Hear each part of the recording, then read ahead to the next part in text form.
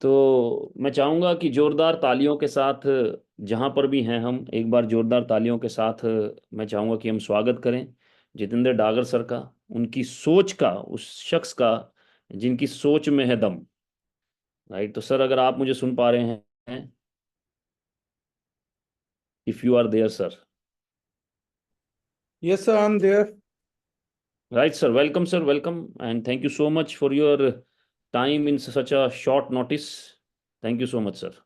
Thank you, Bhatia sir. Thank you so much, and thank you everyone. Good evening, everyone. Uh, आज का session practically बताऊं, मुझे भी नहीं पता कैसे लेना है।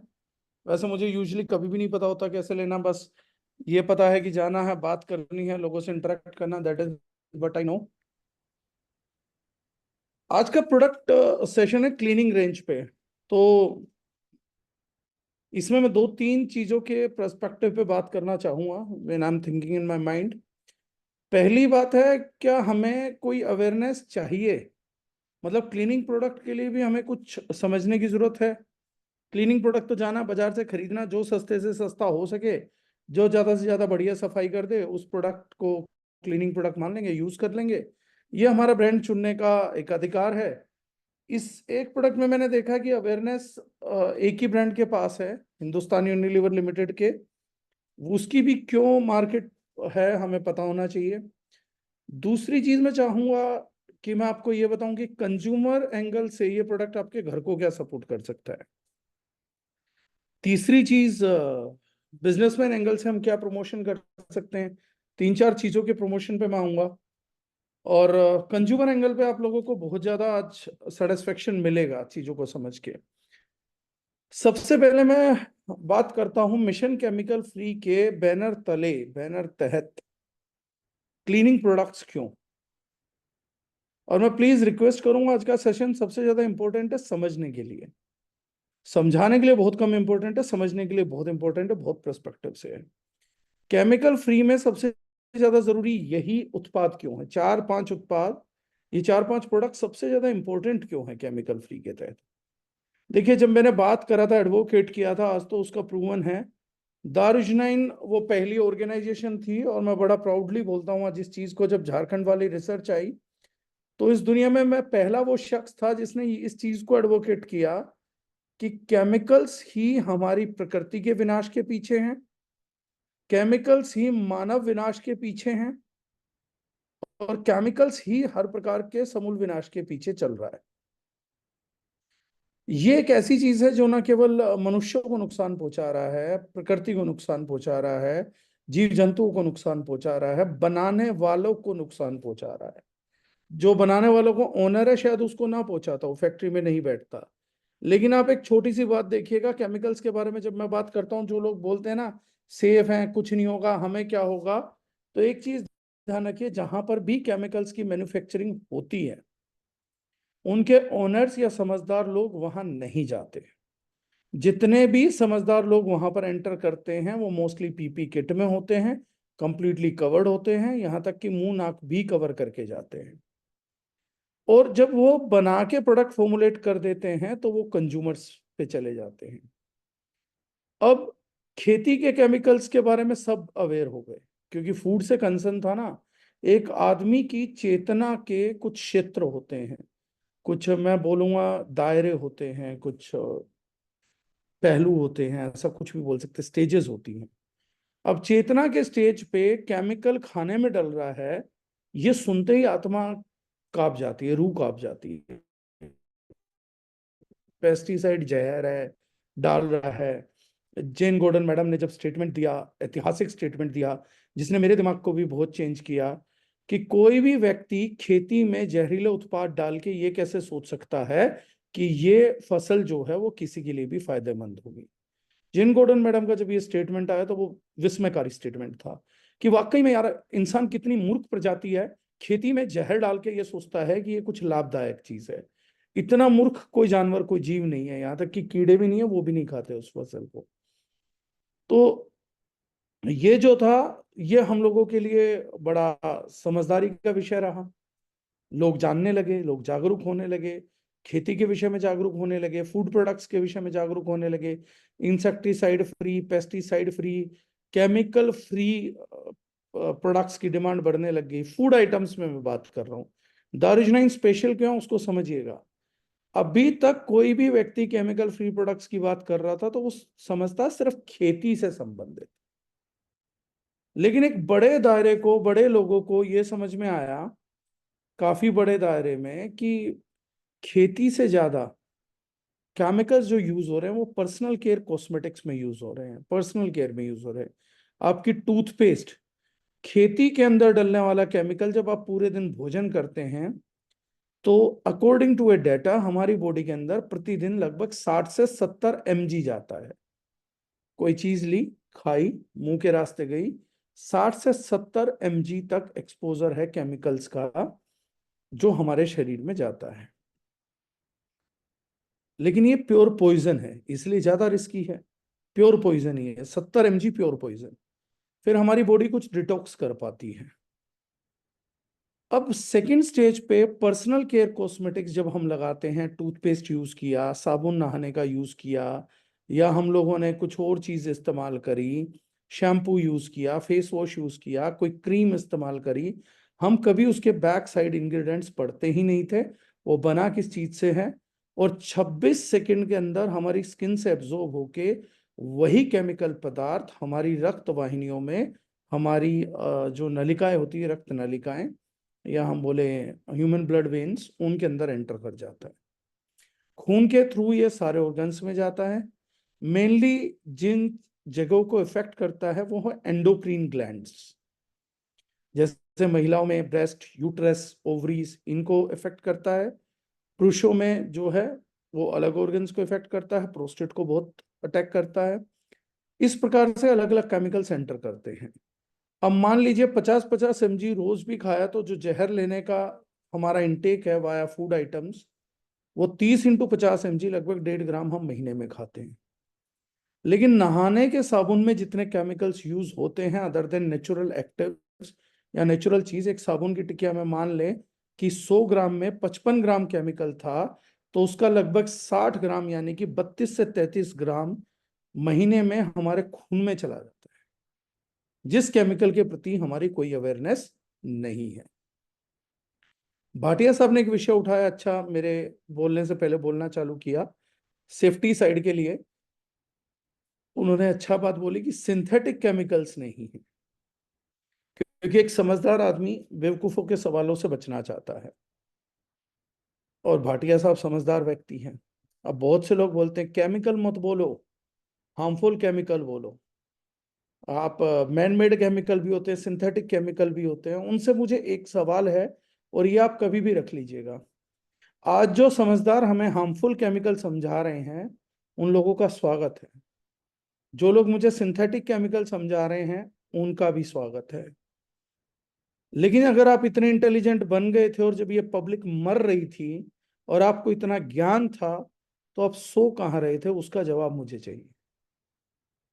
अगर आपको हार्मफुल यूजफुल पता था, आप हार्मफुल शब्द जानते थे जिसके लिए आज आप इतना बहस उन लोगों के साथ कर रहे हैं जो दुनिया में कुछ अच्छा करने की कोशिश कर रहे हैं, तो आप तब कहाँ थे जब इस मुद्दे की जरूरत इस विश्व को थी। और अगर आपको पता है कि केमिकल्स हार्मफुल होते हैं, तो आज आप हमारी तरफ खड़े क्यों नहीं? आप हमें ठीक कुछ मिलते हैं, लेकिन से समझदार लोगों को एक बात बता देते, इस हिम विश्व में हुआ था, वहां के लोगों ने सबसे पहले ध्यान दिया था, उसके बाद अडॉप्ट किया था यूएस ने। यूके और यूएस में पहली बार कई नामकरण हुए, synthetic chemicals, harmful chemicals,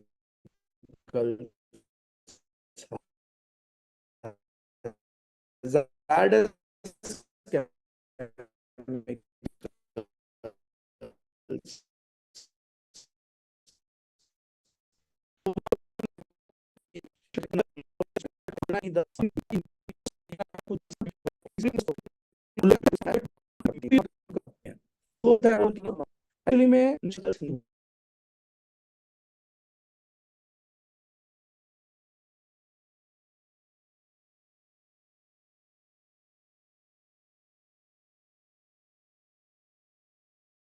extraction, non enzyme based extraction, solvents, PPB, PPM, सारी बात करेंगे भाटिया साहब एक दिन बैठ के इन लोगों से तसल्ली से। जब प्रोफेसर हैं ही तो थोड़ी सी प्रोफेसरगिरी दिखाने का मौका मिलना चाहिए। मुझे भी थोड़ा ये रहे कि अब पढ़ाई लिखाई कम हो गई होगी तो दोबारा पढ़ेंगे, तो अगली बार सर इन लोगों के साथ हम इंटरेक्ट ही नहीं करेंगे। सिंथेटिक केमिकल वगैरह ज्यादा बात करी तो हिंदी भाषा में समझा देंगे, एक सेशन ही ले दूंगा उस पर पूरा। उस दिन के बाद ये केमिस्ट्री नहीं पढ़ेंगे, क्योंकि स्कूल में भी तो नहीं पढ़ी ना इन्होंने, ये तो हमने थोड़ा सा जिक्र चालू किया तो इन लोगों ने हल्की फुल्की पढ़ ली, वरना स्कूल में कौन से नंबर आते थे इनके, फर्रे लगा लगा के तो इन्होंने H2O के मोलिक्यूल्स को डिसइंटीग्रेट इंटीग्रेट किया था। खैर, अब आते हैं सब्जेक्ट पे से निकल के कि सिंथेटिक क्या, नॉन सिंथेटिक क्या है।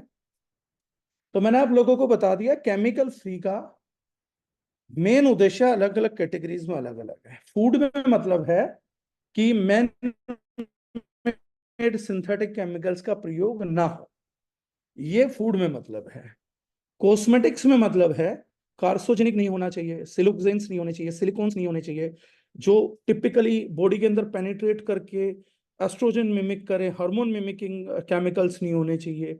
अब आप उसको टॉक्सिक नहीं बोल सकते, जो मूर्ख बोलता है हैजार्डस केमिकल या हार्मफुल, हार्मोनल मिमिकिंग केमिकल को आप हार्मफुल या हैजार्डस नहीं बोलते, वो हार्मोन को मिमिक करता है, उस वजह से कुछ गलत होता है, लेकिन हाँ बॉडी के लिए नुकसानदायक है।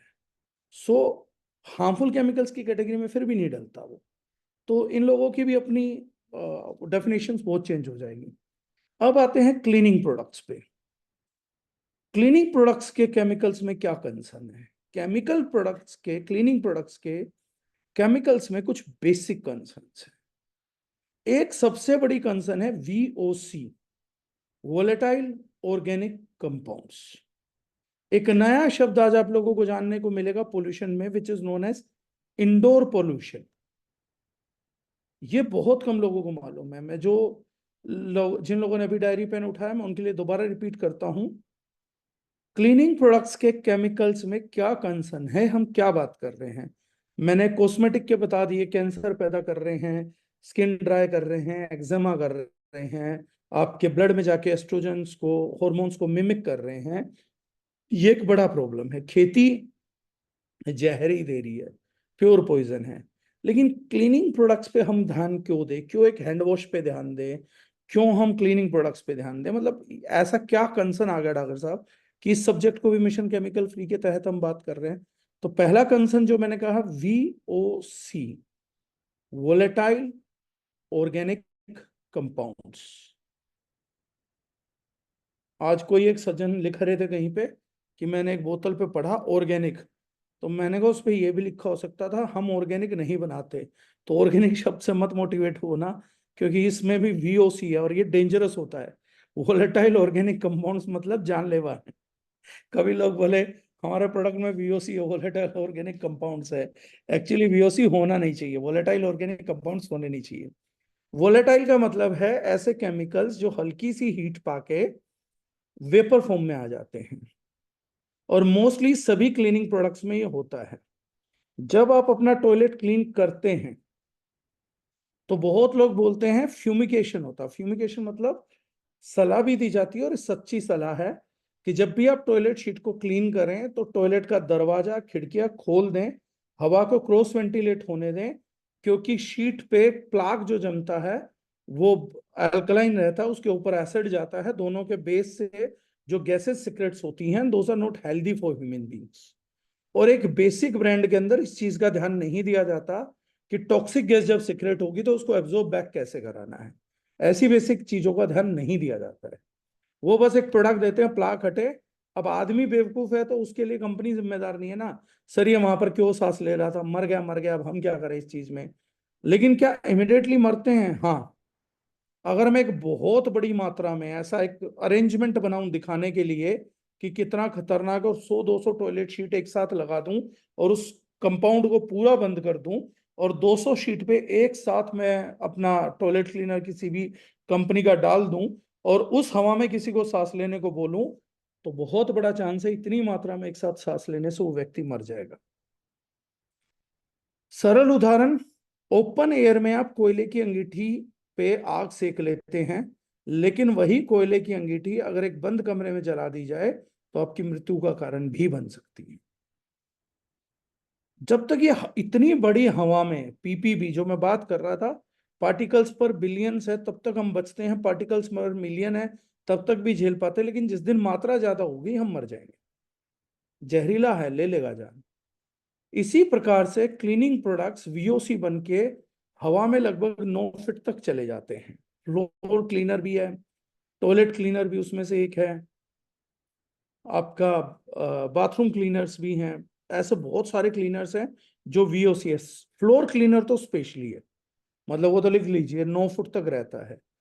इन सब चीजों के वोलेटाइल होने की वजह से हमारे घर की जो हवा रहती है, आजकल एसी चलता है, सब चलता है, एसी वालों के लिए तो, कूलर वालों के लिए और ज्यादा काम की इंफॉर्मेशन है जिसकी मैं बात कर रहा हूँ। एक सेकंड के लिए झोपड़ी वालों के लिए काम की इंफॉर्मेशन बिल्कुल भी ना रहे शायद, लेकिन कूलर वालों के लिए जिनके घर में अच्छे से फ्लोर क्लीनर डाल के, टॉयलेट क्लीनर्स डाल के डेली हर दूसरे तीसरे दिन सफाई होती है, तो वो वोलेटाइल ऑर्गेनिक कंपाउंड्स हवा में 9 फीट तक सस्पेंड रहते हैं और आप उनको लंग्स के जरिए अपने अंदर लेके जाते हैं और वो लंग्स पार्ट को बहुत प्रॉब्लमेटिक सिचुएशंस में डालते हैं।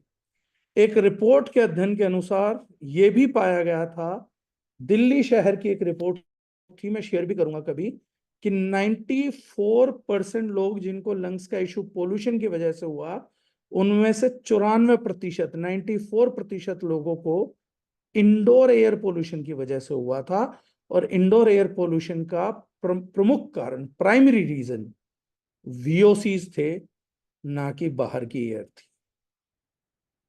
इतने बारीक लेवल पे इंफॉर्मेशन या नॉलेज हम लोग एक्सेस नहीं करते हैं। और उनमें से सबसे बड़ा जो कारण था वो क्लीनिंग प्रोडक्ट्स थे।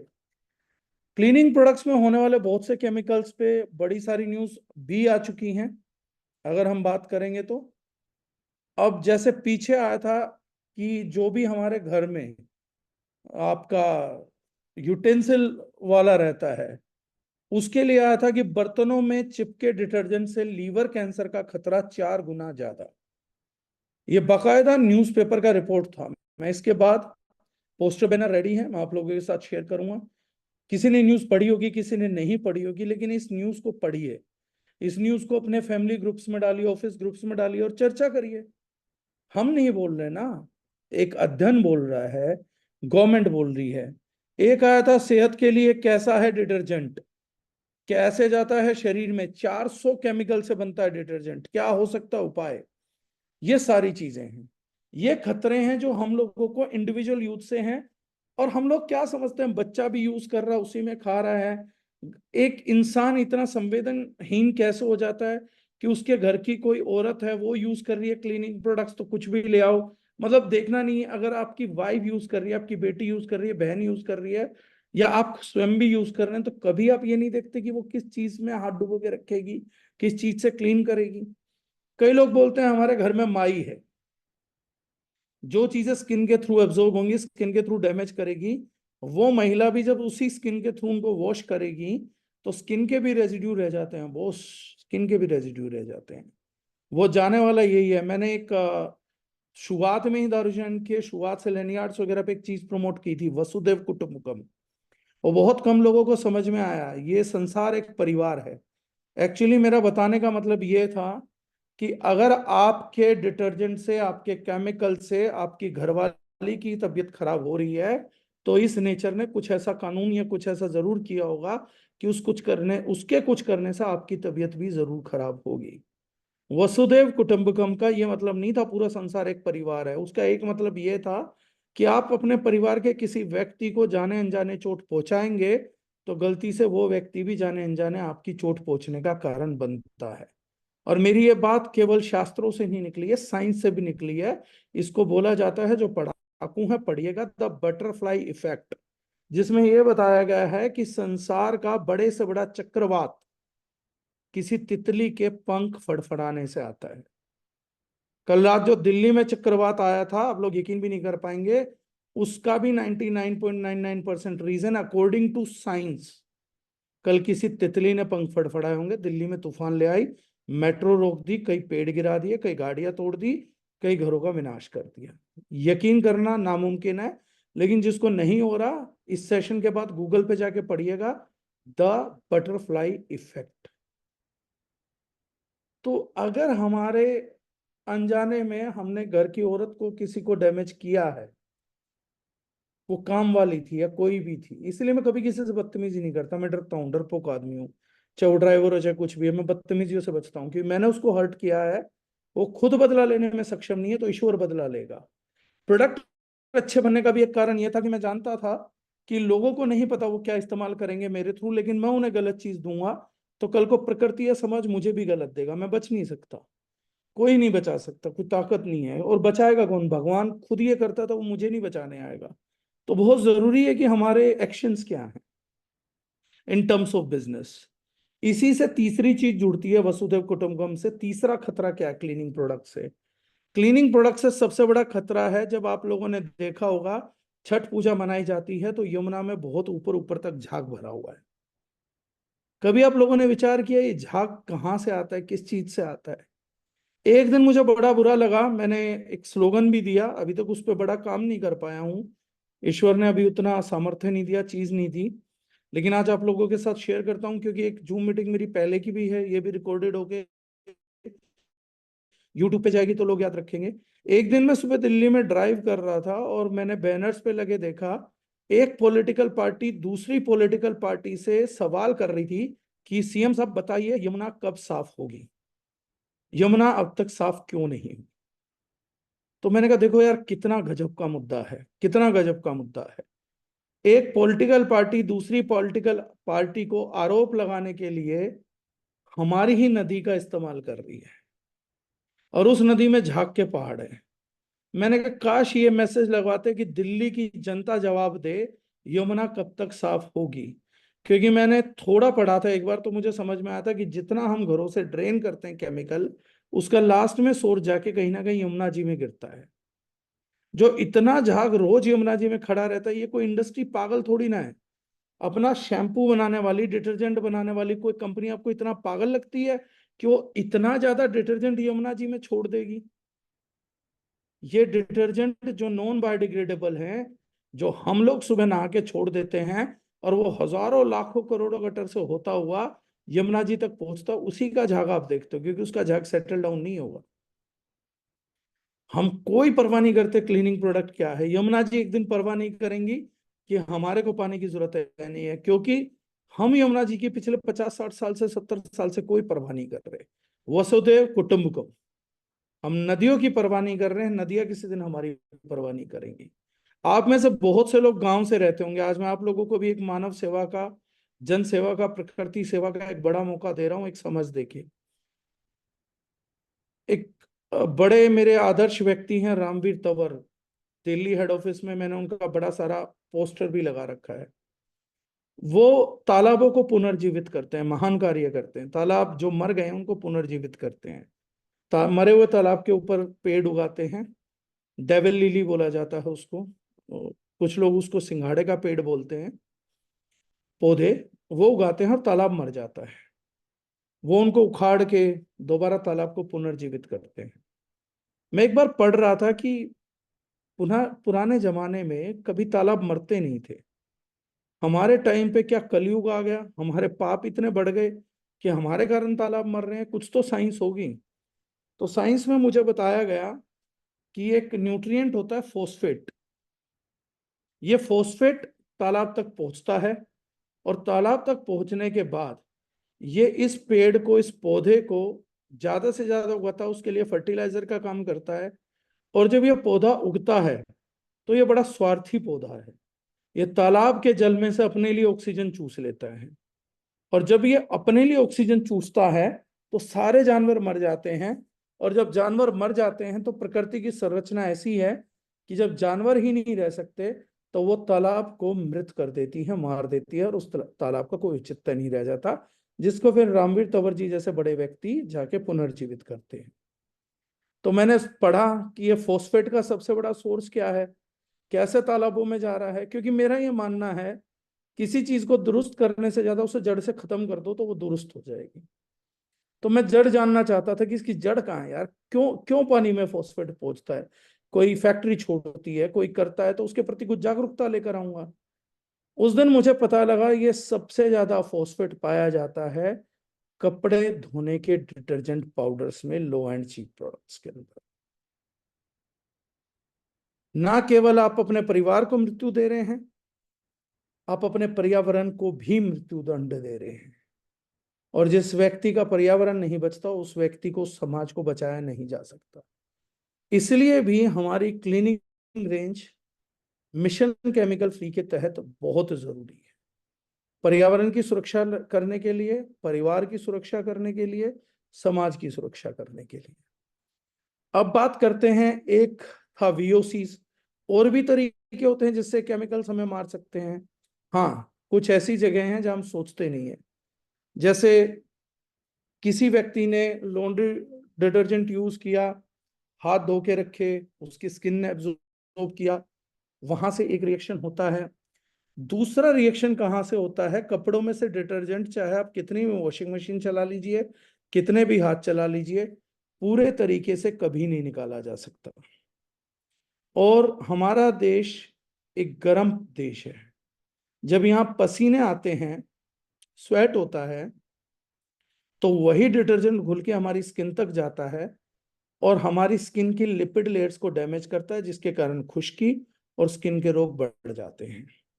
इसीलिए डिटर्जेंट से धोने में हम लोगों के यहाँ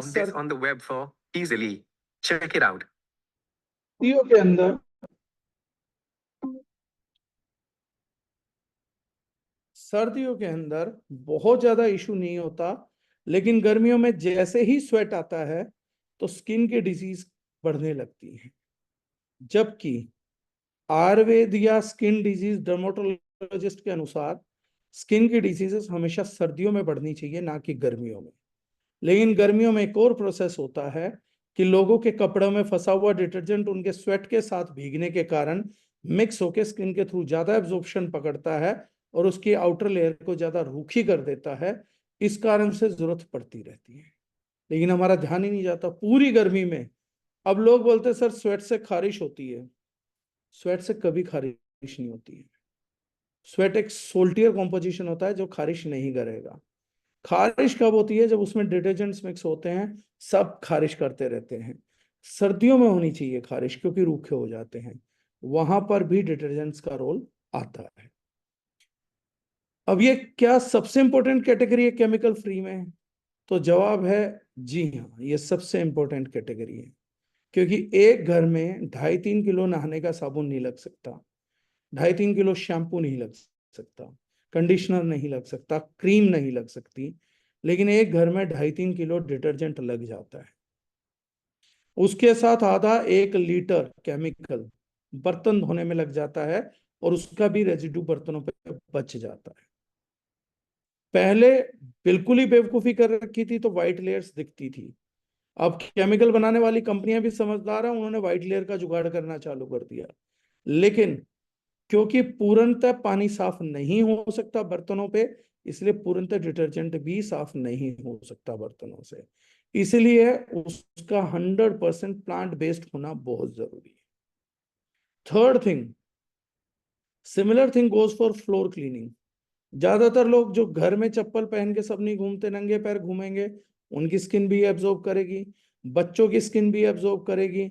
और अगर आपको क्लीनिंग प्रोडक्ट डिटेल में समझना है, तो घर पे एक पालतू जानवर ले आइए, उस जानवर को बैठने का शौक होता है फर्श पे, आप डालिए केमिकल वाले प्रोडक्ट्स, और पेट सेफ प्रोडक्ट्स की डिमांड आ जाती है बाजार से, क्योंकि उनकी पूरी स्किन पे रैशेज हो जाते हैं। ये भी जाके आप फैक्ट चेक करिएगा। हम लोग खतरों के प्रति बहुत सजग नहीं है। इन 3-4 चीजों की वजह से ये पहला कारण है कि हमारे को क्यों सेफ क्लीनिंग प्रोडक्ट्स की जरूरत है, और सेफ वो नहीं जो हमारे लिए हैं, जो पर्यावरण के लिए भी हैं। तो ये हमारी पहल अपने लिए, पर्यावरण के लिए और सबके लिए है। इसमें सबसे बड़ा चैलेंज ये था, हम लोगों के लिए था, कि हमसे पहले 1-2 ब्रांड में ऐसे क्लीनिंग प्रोडक्ट्स थे, लेकिन वो बहुत ही कॉस्टली थे। अब दूसरा भी एक कारण है जिस वजह से हमें करना पड़ा, हम ये प्रोडक्ट इंजीनियर कैसे कर रहे हैं वो आपको समझना बहुत जरूरी है। इन प्रोडक्ट्स में कोई पैसा नहीं खर्च करना चाहता, ये सबसे बड़ी दुविधा है, सबसे बड़ी।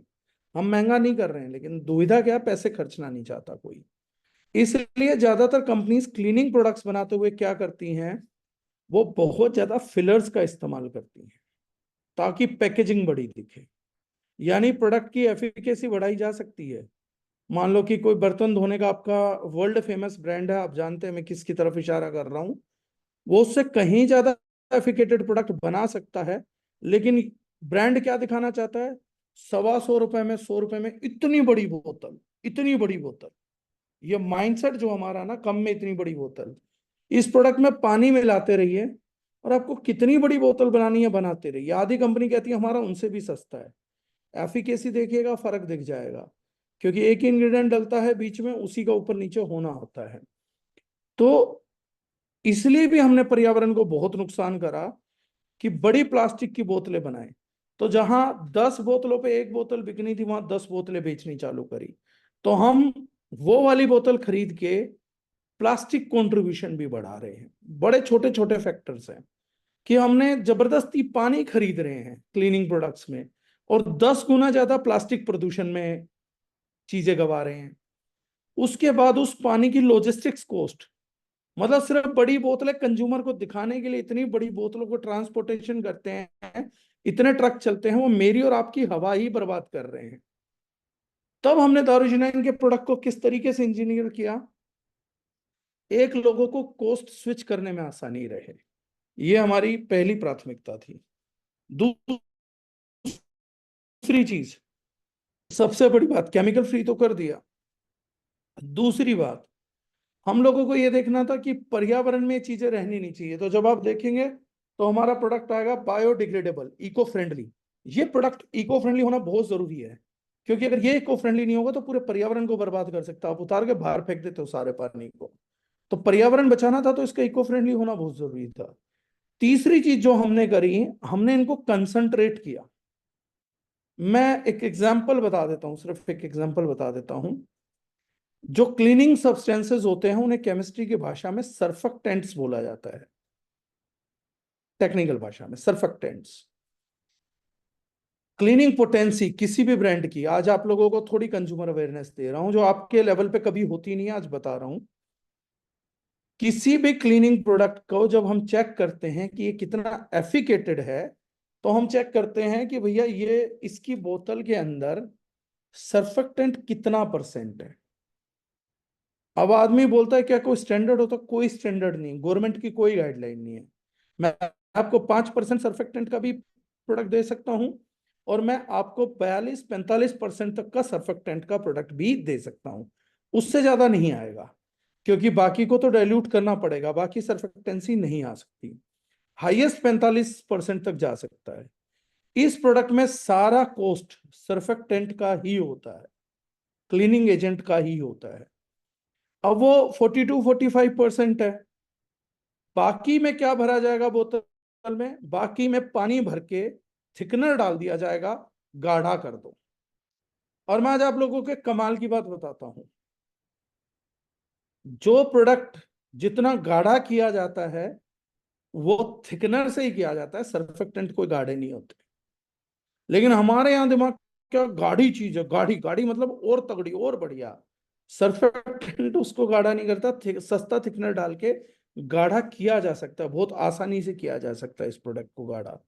तो हम लोग अगर 6% इंग्रेडिएंट डाल दें 42% की बजाय, तो प्रोडक्ट की कॉस्ट सीधा 7 गुना कम हो जाएगी।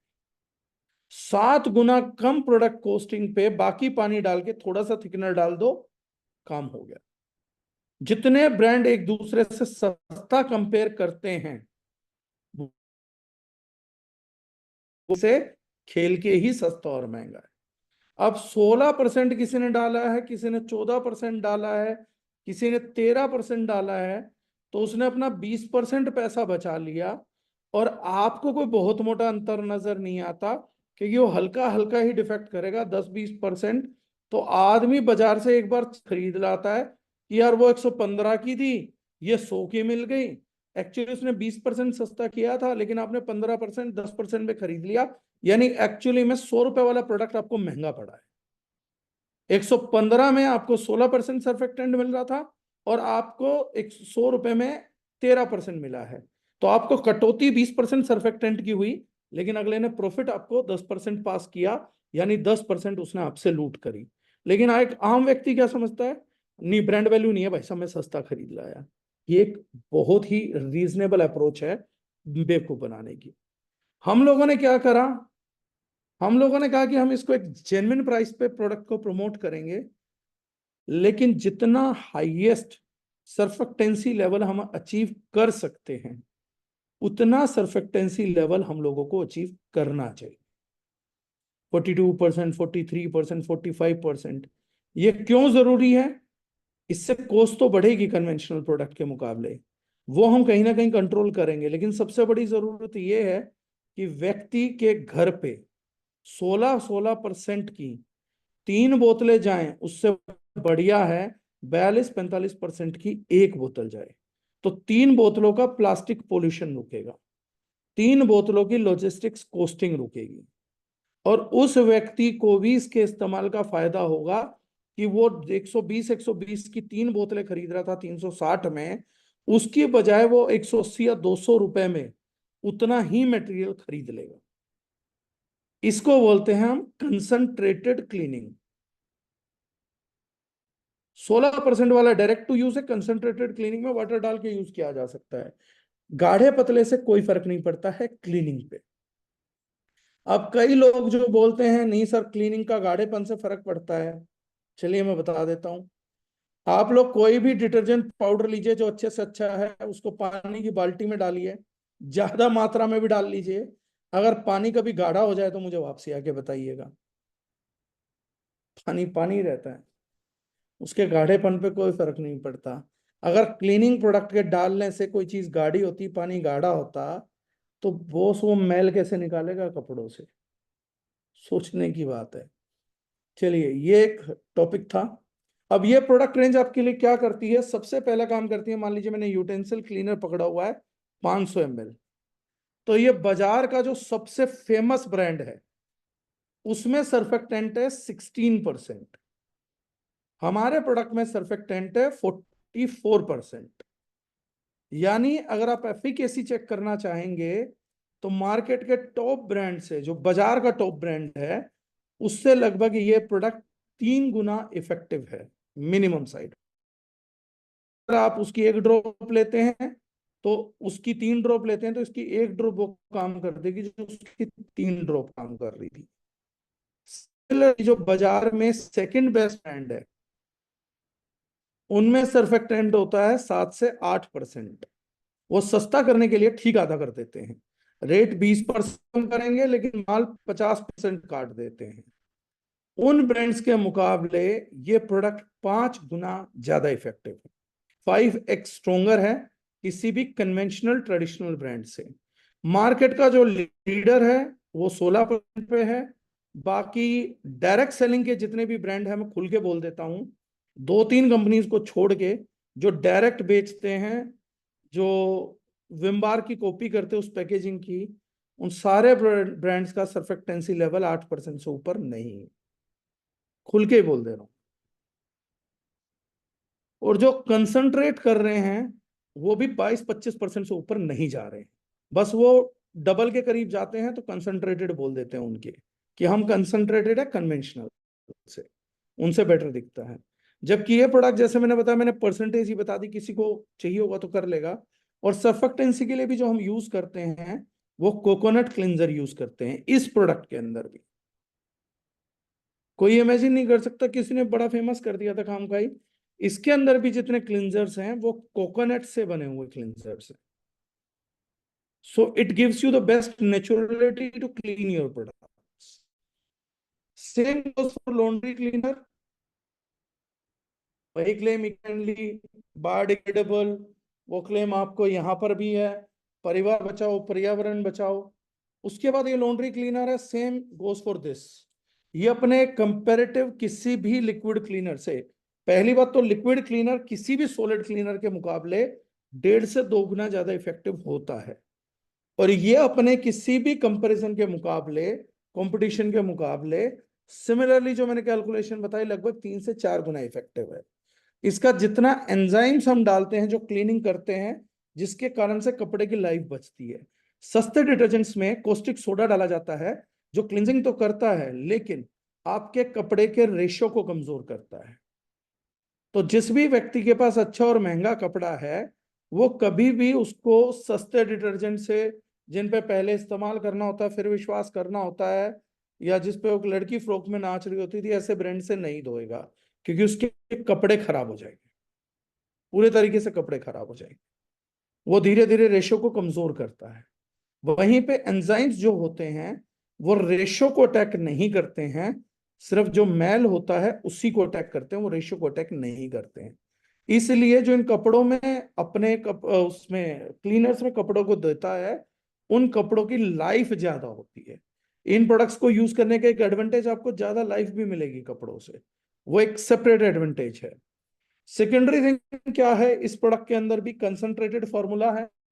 मार्केट की जो इंटरनेशनल डायरेक्ट सेलिंग का सबसे बड़ा ग्रुप है, उससे हम प्रोडक्ट के कंपैरिजन लगभग कर सकते हैं। उन्हीं की एफिकेसी पे जाके हम ये प्रोडक्ट ड्रॉ करते हैं। थर्ड थिंग थी टॉयलेट क्लीनर, स्मार्ट पैकेजिंग है। इस प्रोडक्ट का सबसे बड़ी यूटिलिटी आपको मिलेगी, अगेन कंसंट्रेटेड है। दूसरी बात डिसइंफेक्टेंट है।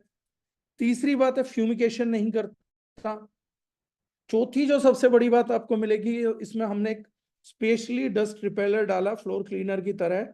तो जब आप इससे टॉयलेट क्लीनिंग करेंगे तो उस क्लीनिंग के बाद एक लंबा टाइम लेगा प्लाक बनने में comparatively to other brands.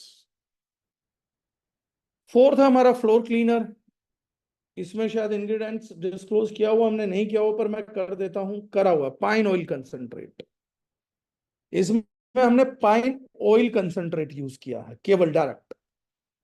Pine oil concentrate natural है कंप्लीटली, डस्ट को रिपेल करेगा आपके लिए, फ्लोर को क्लिनजिंग देगा, डिसइंफेक्ट करेगा, और किसी भी तरीके से कोई वीओसी रिलीज नहीं करता। और ये जो कंसंट्रेट है, ये जो है 30x कंसंट्रेट है, यानी 200 ml से आप लगभग 6 लीटर व्हाइट फिनाइल तैयार कर सकते हैं। अब 6 लीटर व्हाइट फिनाइल की आप कोस्टिंग निकाल लीजिए और इसकी निकाल लीजिए।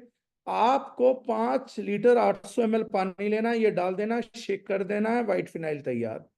अब उससे आपको ये पता लग जाएगा, मैं इससे पहले प्रोडक्ट्स में क्या एक्सप्लेन कर रहा था, कि बाकी खेल पानी का है। अब आप 6 लीटर फिनाइल, 6 लीटर फिनाइल, इतनी बड़ी बोतल, इतनी बड़ी बोतल, 6 लीटर का इतना बड़ा जग दे हम 220 रुपए में, तो 220 की बजाय 400 रुपए लेंगे और पानी को ट्रांसपोर्ट करते रहेंगे। और कंज्यूमर क्या कहेगा, बाकी सारी कंपनियां लुटेरी हैं, डागर जी सही काम करते हैं, 220 रुपए में 6 लीटर की अब बड़ी बाल्टी आती है फिनाइल की, उसमें 5 लीटर 800 ml पानी है।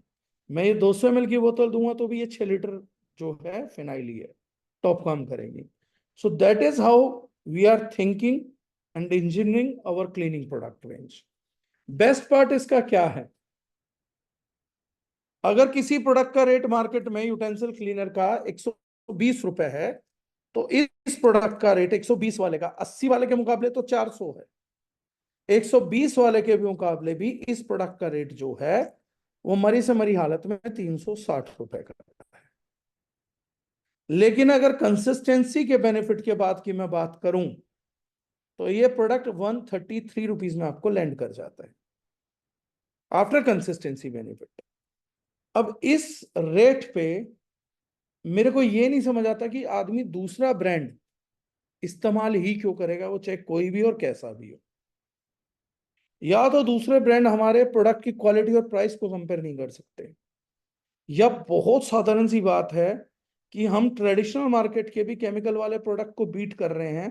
तो आपके घर में आज कोई भी क्लीनिंग प्रोडक्ट यूज हो रहा है और आप हमारे कंसिस्टेंट कस्टमर हैं, I think you are wasting your money and families health, your environment, because you don't stand a single reason कि आप स्विच क्यों ना करें। मैं फ्लोर क्लीनर की बात करूं, 162 रुपीज आफ्टर कंसिस्टेंसी रेट है, 6 लीटर फिनाइल 162 रुपए।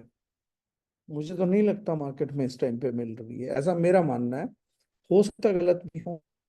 अगर मैं बात करूं लॉन्ड्री क्लीनर का, 177, मार्केट के लगभग लगभग डिटर्जेंट पाउडर से कंपेयर करूँ तो 6 किलो, 60 रुपए किलो का भी डिटर्जेंट आप यूज कर रहे हैं 360 रुपए के डिटर्जेंट के मुकाबले। I think this is a very economical product. 180 रुपए में अगर आपको 6 की क्लिनजिंग दे रहा है तो लगभग आधा पैसा आपका बचा के आपको देता है। Similarly goes for toilet cleaner. ये लगभग आपके जो कन्वेंशनल टॉयलेट क्लीनर्स हैं उसके मुकाबले 4 गुना से 5 गुना ज्यादा इफेक्टिव है। 133 का कंसिस्टेंसी में रेट आता है इसका। अब वो दूसरा शायद 120 का पड़ता है। 13 रुपए में 5 गुना ज्यादा क्लीनिंग अगर कोई छोड़ रहा है, मुझे लॉजिक समझ नहीं आता, तर्क ही समझ नहीं आता। That is how we are going. So we are economical, eco friendly, family friendly, planet friendly, more educated, much convinced कि हमें कम से कम इतनी जानकारी है कि हमारे क्लीनिंग प्रोडक्ट्स भी क्या हैं। तो this was the subject, this is the complete education cluster I can provide you regarding cleaning range. और दूसरी चीज मैं आप लोगों से एक रिक्वेस्ट करूंगा, मैंने मटेरियल बेचने के लिए, माल बेचने के लिए कभी रिक्वेस्ट नहीं करी।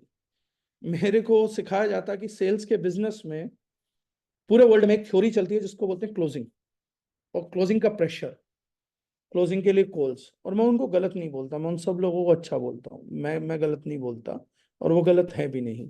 सेल्स करने के, क्लोजिंग करने के कुछ तरीके हैं, कोई आर्ट्स, और वो लोगों को मैं आर्टिस्ट बोलता हूँ, कलाकार हैं, बड़े कलाकार हैं, अंजाम देते हैं। लेकिन फिर मेरा अपने जीवन में अपने कुछ फंडामेंटल्स हैं जो जरूरी नहीं है सही हो, गलत हो सकते हैं। लेकिन कोई भी व्यक्ति मेरे पूरे जीवन काल में जब से मैं बिजनेस कर रहा हूं नहीं मिलेगा जिसको मैंने कभी सेल्स करने के लिए कॉल किया हो पूरी लाइफ, या प्रेशर किया हो, या चीज करी हो, या बात करी हो, या क्लोजिंग वाले दिन, लास्ट डे वाले दिन भी मेरी किसी से बात होती हो। बल्कि जिस दिन महीने की क्लोजिंग होती है, कुछ होता है, तो मेरे ख्याल से मेरे लिए वो सबसे अच्छा दिन होता है। उस दिन मैं पूरा दिन रेस्ट करता हूँ, मैं खुश होता हूँ कि कम से कम आज लोग मुझे फोन नहीं करेंगे, आज रेस्ट का डे, आज कोई मिलने नहीं आएगा। तो मतलब मैं बड़ा हैप्पी फील करता हूँ। लेकिन still for the first time मैं आज आप लोगों को एक बात बोल रहा हूँ। देखिए, पर्यावरण के प्रति हमारी बहुत बड़ी जिम्मेदारी है, हम बहुत खराब कर चुके हैं, बहुत बड़ी जिम्मेदारी है। और मैं इस जानकारी के तहत ये बात बोल रहा हूँ कि इस प्लेनेट में मैं बहुत लंबे टाइम नहीं रहने वाला, कोई भी नहीं रहेगा आप में से। और फिर भी कोई रहना चाहे, परमात्मा करे किसी 500 साल, 1000 साल की उम्र हो। पर मैं यही देखता हूं, दिल्ली के माहौल में, दिल्ली की पोल्यूटेड हवा में बचपन से पला हूँ। 65, 66, 67 भी कर जाए परमात्मा की दया से तो बहुत बड़ा टाइम होगा। तो मुझे लगता है कि बहुत लंबा टाइम नहीं है प्लेनेट को सुधारने के लिए। हमारा तो क्या सुधार होना मालूम नहीं है। लेकिन मुझे ये लगता है कि जितने दिन भी इस धरती पे मैं हूँ, मेरी जिम्मेदारी बहुत बड़ी है कि बहुत जल्दी इन चीजों पे हमारे को एक्शंस लेने चाहिए और परिवार दर परिवार सुधार लाना चाहिए। तो मैं आप लोगों से एक रिक्वेस्ट करूंगा कि अपने घर में कम से कम जो प्रोडक्ट ज्यादा यूज होते हैं, जैसे हैंड वॉश है, डिटर्जेंट है, लॉन्ड्री क्लीनर है, यूटेंसिल क्लीनर है, वो इमिडिएटली रिप्लेस कर दीजिए। क्योंकि वो परिवार, आपके प्लेनेट और पर्यावरण के लिए किसी के लिए अच्छा नहीं। और जब रेट आपको इकोनॉमिकल मिल गया, स्विच करने के ऑप्शंस आपको मिल गए, तो कोई सेकंड थॉट होना नहीं चाहिए। और दूसरा, मैं ये नहीं जानता कि आप लोग कैसे बिजनेस करेंगे, कैसे नहीं, क्या कमाएंगे क्या नहीं।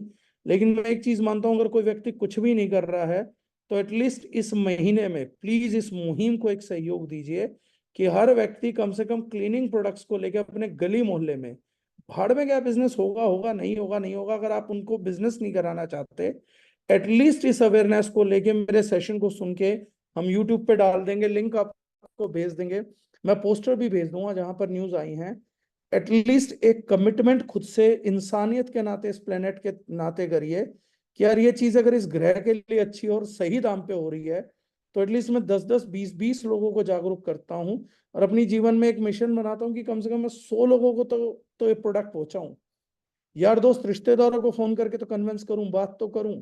और कोई रीजन नहीं है ना उनके पास। हम हजारों चीजों में बिजनेस करते हैं, इस एक चीज में व्यापार नहीं करते, कंसिस्टेंसी समझा देते हैं। कम से कम ग्रह बच जाएगा और ये मेरा आपका है।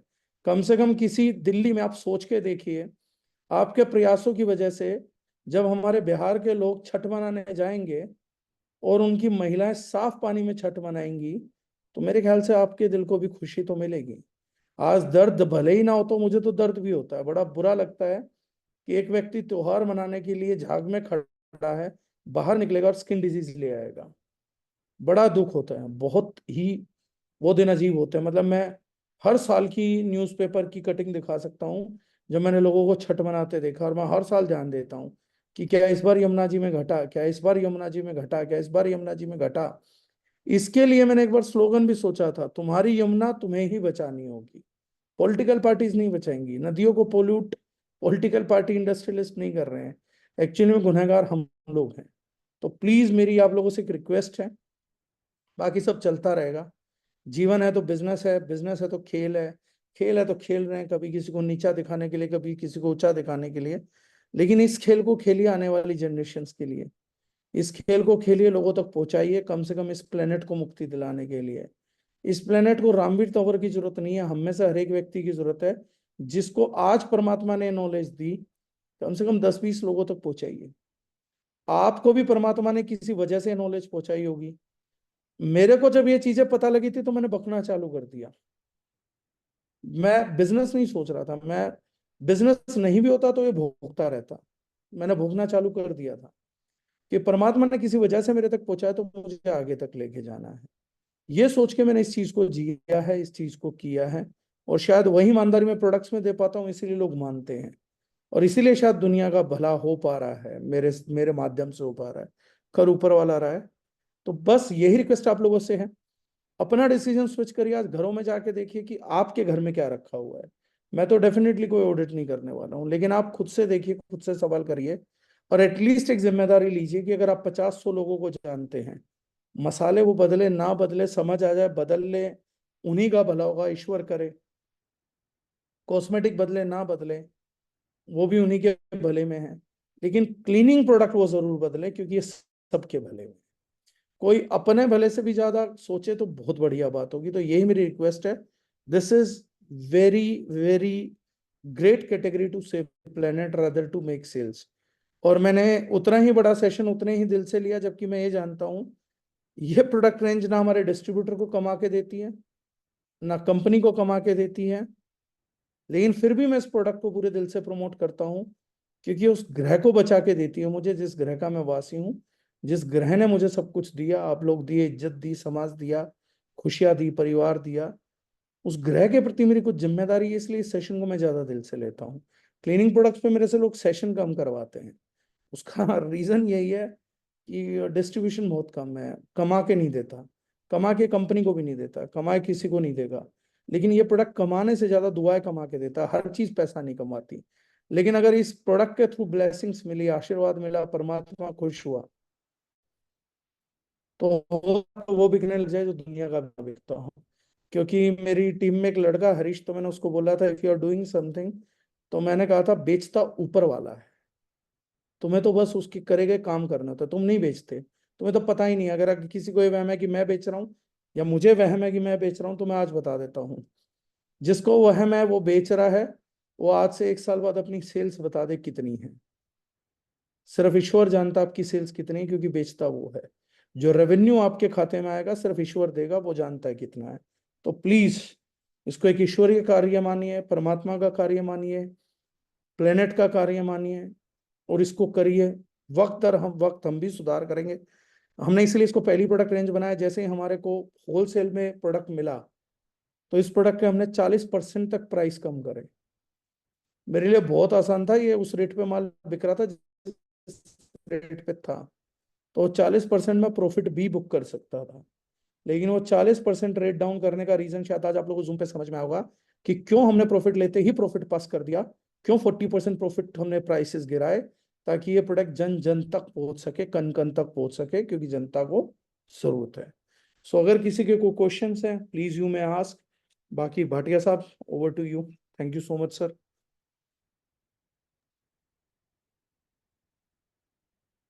सर सैल्यूट है सर आपको।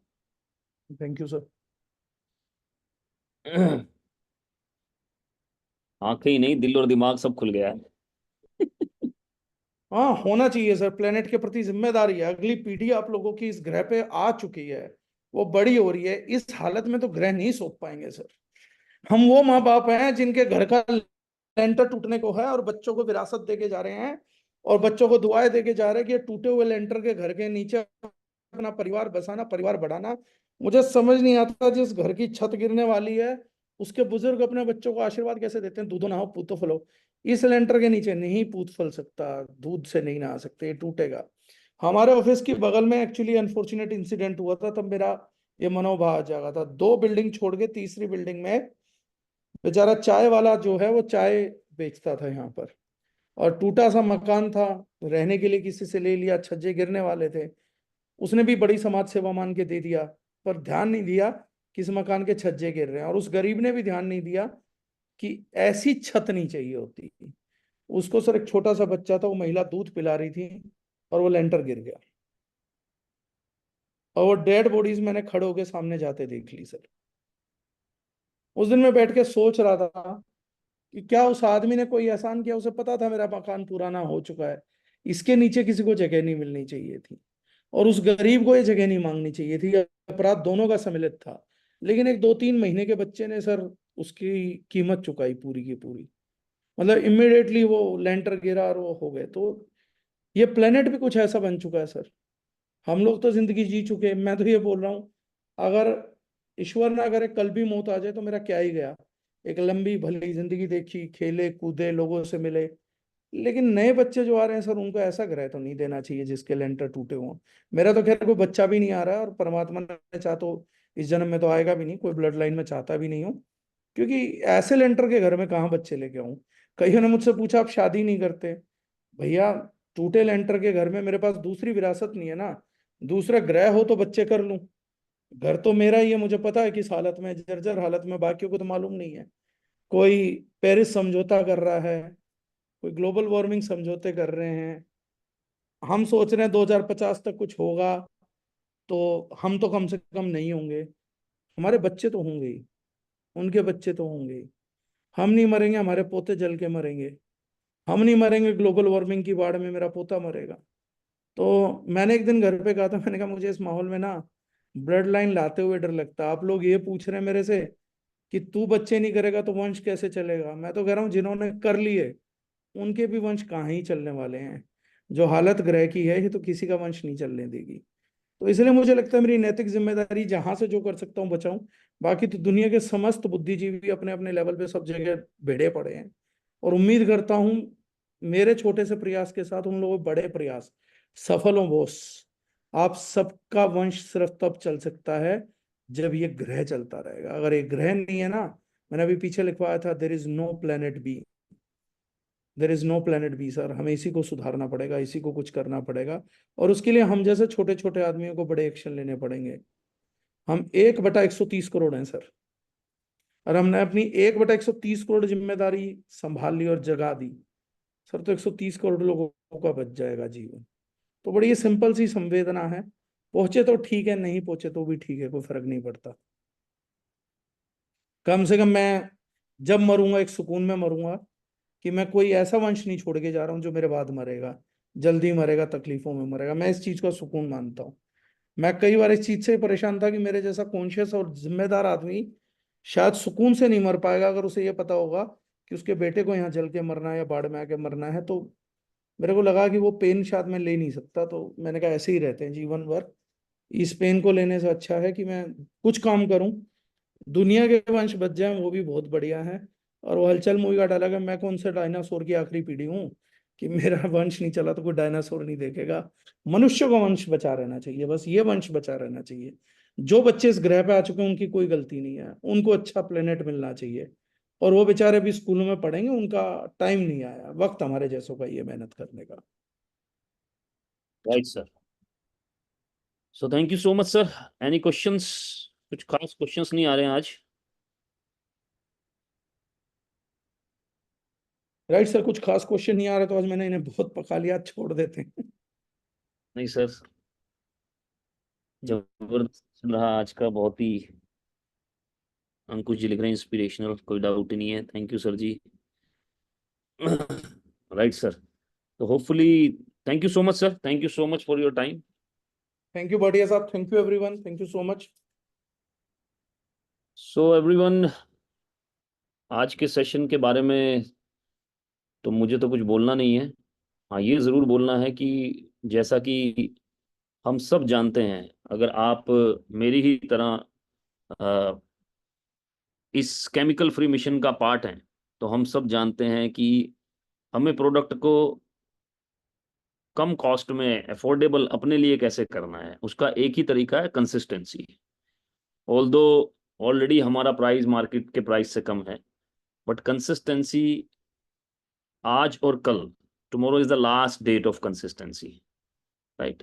सो आज और कल मिनिमम 1500 DP का प्राइस का कंसिस्टेंसी डाल के आप अपने प्रोडक्ट मंगाकर और अफोर्डेबल कर सकते हैं अपने लिए। और दूसरी बात जो सर ने बोली, मैं तो वो करने वाला हूँ, राइट। 20 लोगों से बात करने वाला हूँ क्लिनिक प्रोडक्ट्स के बारे में, इन्हीं क्लीनिंग प्रोडक्ट्स के बारे में 20 लोगों से बात करने वाला हूँ, राइट। और जल्दी ही करने वाला हूँ। यहाँ तो करूँगा ही वेस्ट बंगाल में तो, पर लेकिन जब कभी घर पहुँचूंगा, जब भी घर पहुँचूंगा तो वहाँ जाकर भी करूँगा, राइट। सो क्लीनिंग प्रोडक्ट्स की बात ज़रूर करनी है हम लोगों को। और कुछ शब्द अगर आपको याद ना हो तो मैंने लिखा है VOC, volatile organic compounds, right, जो कि फ्यूमिकेशन क्रिएट करते हैं, राइट। और उसके बाद एक सबसे इंपॉर्टेंट बात, सरफेक्टेंट कितने परसेंट है, तो ऑलरेडी 42% हमारे पास सरफेक्टेंट है, राइट। और जो सरफेक्टेंसी के लिए जो हमने एजेंट इस्तेमाल किया है, that is coconut base, coconut base. तो वैसे तो मेरे पास बहुत कुछ लिखा हुआ है, जब भी मैं ट्रेनिंग अटेंड करता हूँ काफ़ी कुछ लिख लेता हूँ, राइट। लेकिन मेन मेन चीज़ें जो अभी इंपॉर्टेंट हैं वो ये हैं, राइट। और टॉयलेट क्लीनर हमारा डस्ट रिपेलर है, नो फ्यूमिकेशन, कोई फ्यूमिकेशन नहीं करता, राइट। और शानदार ट्रेनिंग रहा आज का, शानदार ट्रेनिंग। और आप सभी के लिए मैं इसको यूट्यूब पर भी डालने वाला हूँ, आपको एक लिंक भी दे दूंगा, आपके काम आएगा, राइट।